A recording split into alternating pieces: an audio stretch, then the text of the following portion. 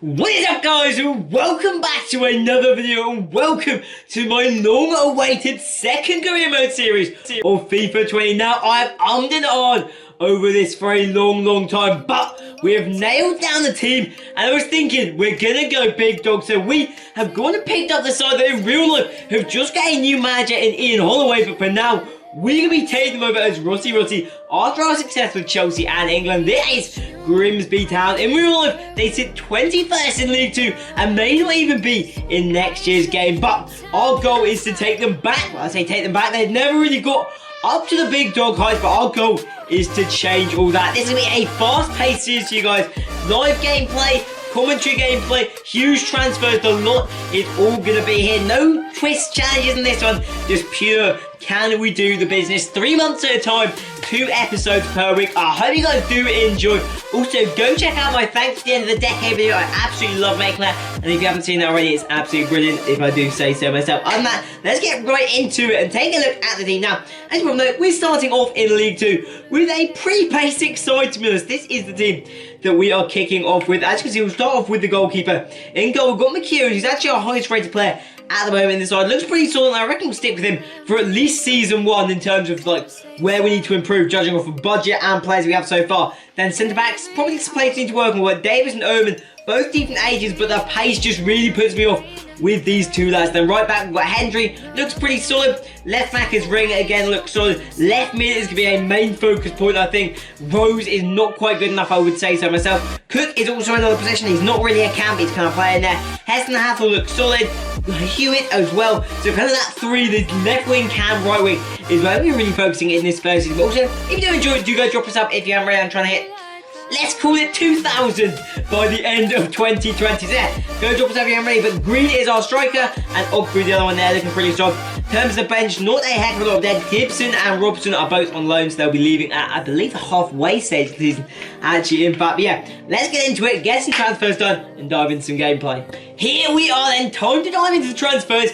And it's not a big budget, we've got 1.4 million is all we have to spend. However, we're going to use it wisely. Wingers are top on the list, but also a central attacking mid and some centre backs if we have the cash to do. A couple of lads not happy they've been stuck on the challenges. Waterfall being the main one, bit of a weird name, but we'll go with it. And Carson becomes the first man to leave the club for 100 grand. He's heading out, not a big sale, but they all count. And then slightly less positive news, Matty Pollock, thankfully he's not a star player, is out injured for about, I think it was a month or 2. But Jody Jones, this is our list of targets, and this man is right on the top of the list. Currently plays for Coventry City, runs out of contract in 12 months, absolutely rapid, 21 years of age, and will fly straight into our sideline. However, with a lot of other targets, Luca de Torre, however, we wouldn't be able to buy him and Jody Jones, and also his wage budget is through the fucking roof, which is also a bit of a pain. As you can see, a lot of these targets names, anyone that you see, they're like, I know he's good, just get in the comments down below and I'll buy them. Benzero, a little bit older, but I thought maybe a cheap centre back that we can bring him would be good to use. But then finally, this is one other lad that I really want to see. Going to all of the loan players I was looking at, Grimshaw, Garrick, Travers is one that I'm very interested in in features. Welch Hayes, a little bit low rated, but very young. Hopefully a good potential. I haven't researched it, so there you go. But the first sign to come in is that man, is Jody Jones, coming in for 700 grand. I think that's a pretty good deal, considering it's basically bang on his value. All you have to pay upwards when it comes to a young player. With his contract low, 91 pace, with 91 sprint speed, sorry, this guy should be pretty electric. And then we follow up with a second winger. None of the ones that I actually pointed out straight away, but I spotted him late on, and I thought he looked like an absolute bargain. Leah Bankston, also 21 years of age, joining us from Hammarby, the club that Ibra, I believe, has just bought. 63 rated as well, 20 years of age, slightly slower pace, only at 81 acceleration, 81 sprint speed, that should be very good as well. And there is our final set of transfers. 1.2 million our total spend, and some of the big ones that went through in the rest of the series. Pogba went to Real, Skriniar to City, and Titi to Liverpool. Is the season of the centre backs, but it's time to get into our first live game. We're coming out against Port Vale. Let's do it.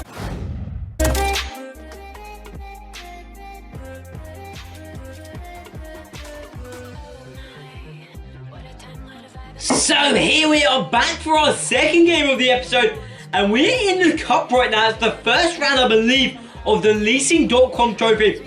And this is a tournament that I want to try and win. In this series, we're trying to win it all, and this includes this trophy. It's only teams from League 1 and League 2.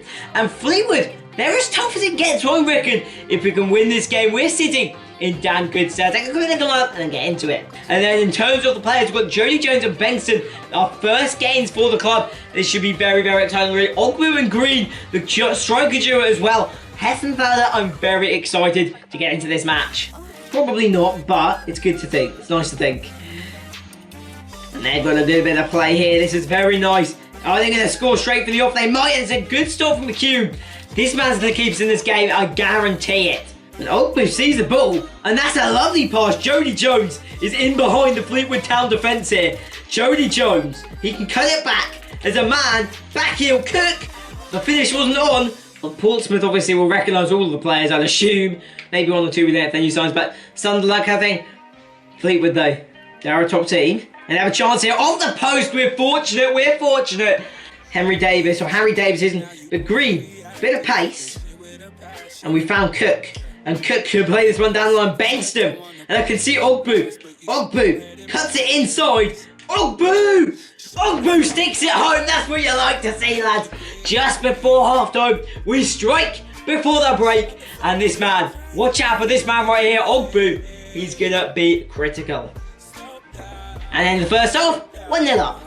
So we do have a lot of games in the season, and another one in a few days' time. So Jody Jones is going to come off of the pitch. This will be the final game of this episode, but we need to make sure he's prepped for the League 2 games that are going to be coming up in episode number 2. So Whitehouse is going to come on. Whitehouse can really play across the ball, which is absolutely perfect for a side such as us. And Cook, if you can take that down. Cook with a good bit of muscle from central attacking mid. Can he kill off the game? He could if he had any finishing. Any finishing at all, that would be in the back of the net. 13 minutes to go and they have a corner. What can they do? They play it to the edge of the box. I reckon they go for the shot. No, they don't. They do now. And it's a good block. And Green, pick it up and run, lad. Difficult to play against Legendary. They're a little bit more connection, but they have been able to push forward. And that is a brilliant first win of the series right there. It will be where we round off the episode for sale. Finish up with a quick look at the table. So I'll see you guys there. But that's a huge result.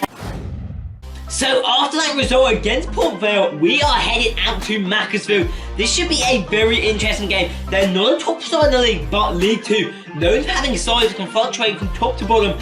Maybe they could pull off a shock, however, I'd say maybe we're favourites with our new signs. This is the side that we have sent out. No Taylor Benson yet. Our young player Rose is going to play in his place, and Green and Ogbu, the two that line up top. And it's a very strong start. Ogbu slipped through in the 17th minute, but he just got it over the bar by a whisker. And then we just keep on doing this. We smash the bar with Rose, as you see there. And then 45th minute, it falls to Heffenfeller, and he also strikes the post. Everything's hitting the work, and it's just not looking like our game. Green plays back to Cook here, forces a top save out of the keeper. I believe there's deflection. And then Macclesfield Town, who we dominated the game against, has one good chance. Poor running out, I'd say, by McCune. And it is, to be fair, a lovely chip by Keller, the striker, who sticks it home, and Macclesfield take home all 3 points. So for the second game of these highlights, we're headed to Moorlade to face Salford City, a newly promoted side with a fair bit of cash in the bank. We headed into this game probably not as favourites, but hoping to cause an upset. However, whilst eyes are on Salford, with the team that gets off to a much worse start as Luke Waterfall, the man who tried to sell for being slow as shit, kicks himself off with a nice yellow card. And his debut under us doesn't get much better. He dives in for the tackle, completely misses it, and allows Rooney to be slipped through, who then sticks it home to make it 1-0 to Salford after just 33 minutes of play. We try and push back in the game here. Jody Jones, who's been an absolute star for Southern stamina, slips to the back post, but Bengtsson, just with a pretty poor head to us, hits the post. But then we do get slipped through. It's Cook, who's playing in the camera role for us, but he ends up in a forward position here. He waits the run and slots it home to give us the equaliser and stick us back in the game. And to be honest, from there, it was pretty damn deadlocked. Neither side seemed to really want to go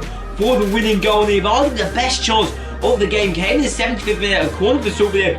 They swing it in, headed it, McCune spills it. We do manage to clear it away, and the game comes to a close at a 1-1 draw.